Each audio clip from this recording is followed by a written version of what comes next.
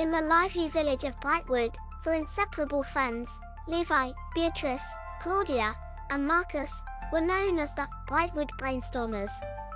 Their favorite pastimes included solving riddles, inventing gadgets, and tackling challenges no one else dared to face. But nothing could have prepared them for the greatest mystery the village had ever seen. One sunny morning, the heart of the village, a magical fountain that had stood at the town square for generations, stopped working. The fountain wasn't just a centerpiece, it was believed to bring joy and luck to the villagers. Legend said its magic was tied to the unity and spirit of Brightwood. Without it, the village seemed to dim. People whispered about bad omens, and even the birds stopped chirping around the square. The mayor's call for help that evening, Mayor Fern gathered the villagers in the square. "We've tried everything to fix the heart of the village," she said. "The gears are jammed, the water has stopped, and even the old repairman, Mr. Grady, has given up. Brightwood needs its spark back. Does anyone have ideas?" Levy's hand shot up. "We'll figure it out."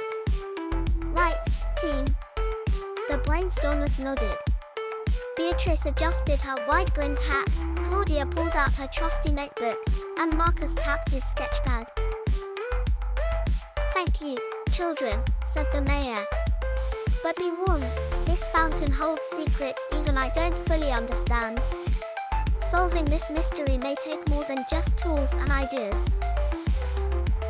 Clues began to unfold. The team gathered at the fountain at sunrise. Levi crouched near the base, examining the rusty gears. "It's not just mechanical. Something else is wrong." Beatrice knelt by the stream feeding the fountain.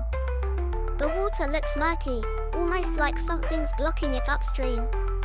Maybe it's nature fighting back." Claudia noticed faint carvings on the fountain's base. "These look like ancient symbols, but some are too worn to read. What if they're trying to tell us something?" Marcus sketched the symbols quickly. "What if we restore the carvings to see the full message?"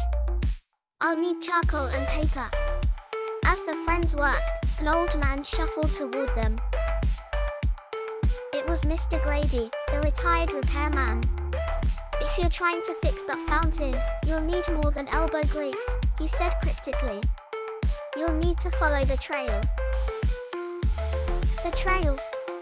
Levi asked, his curiosity piqued.